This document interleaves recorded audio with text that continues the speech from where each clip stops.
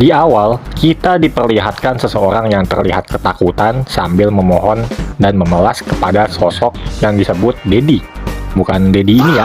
Lalu panel beralih melanjutkan serangan orang misterius kepada Pak Bando. Seraya teriakan Ikuo mengguncang di sana. Tak hanya itu, orang tersebut berteriak kepada sosok Dedi lagi. Apakah masih berhubungan dengan panel sebelumnya? Assault menjadi gambaran sekaligus judul dari chapter ini. Pak Bando membentak sosok yang dicurigai Shouen untuk berhenti seraya menodongkan pistolnya. Sayang, tatapan Pak Bando kacau, sehingga ia malah terkena besatan senjata pelaku. Ketika si pelaku melancarkan serangan berikutnya, pahlawan kita gercep menepis senjata pelaku dengan Rider Kick.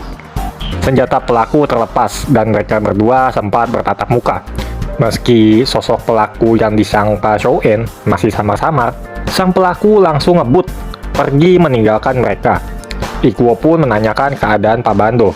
Tetapi, seperti yang kita duga, Pak Bando malah membentak Ikuo dan menyuruh dia untuk terus mengejar Shouen. Bukannya mengejar pelaku, Ikuo malah menyuruh Pak Bando untuk pergi ke rumah sakit agar diobati lukanya. Rama pun gak berhenti di sana.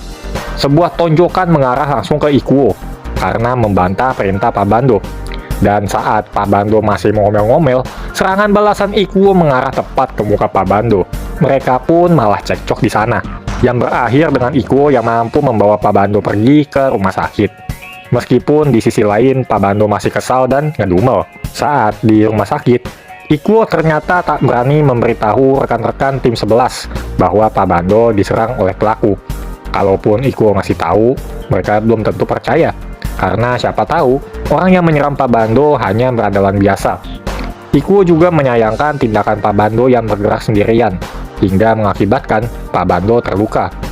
Dari cerita Konatsu dan masa lalu kelam Pak Bando, Ikuo sebenarnya mempertanyakan tindakannya yang terlalu ikut campur dengan kasus dan masa lalu Pak Bando.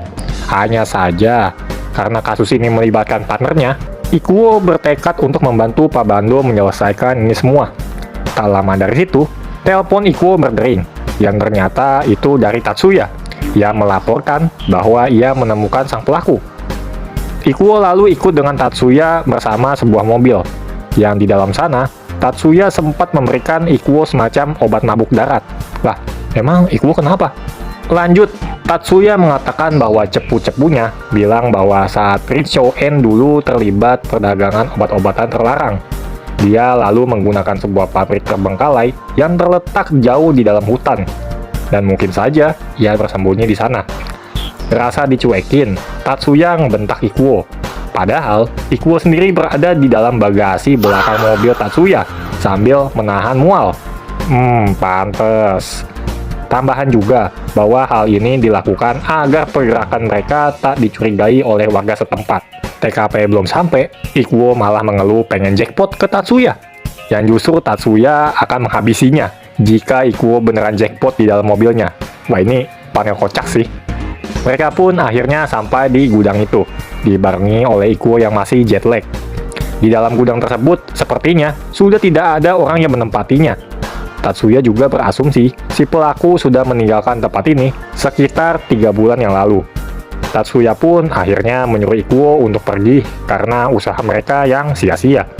Tapi di sisi lain, Ikuo malah menyuruh Tatsuya untuk bertukar tempat karena tak kuat jika harus berada di sana, maksudnya bagasi, dan menjalani jalan yang bertebing. Sambil mereka berjalan pulang, Ikuo merasakan sebuah aroma. Aroma yang persis seperti korban mutilasi yang pernah ditemukan sebelumnya, yaitu aroma apel hijau. Ikuo langsung menatap sebuah pohon. Mendengar kecurigaan Ikuo, mereka berdua menggali tanah dekat pohon itu. Setelah mencoba menggali, mereka menemukan sebuah box aneh, yang setelah dibuka, sebuah kejutan membuat ekspresi mereka berdua kebingungan. Karena yang mereka temukan adalah potongan tubuh dari Rin Shouen. Nah loh, terus pelaku sebenarnya siapa dong? Dan yang nyerang Pak Bando kemarin tuh siapa?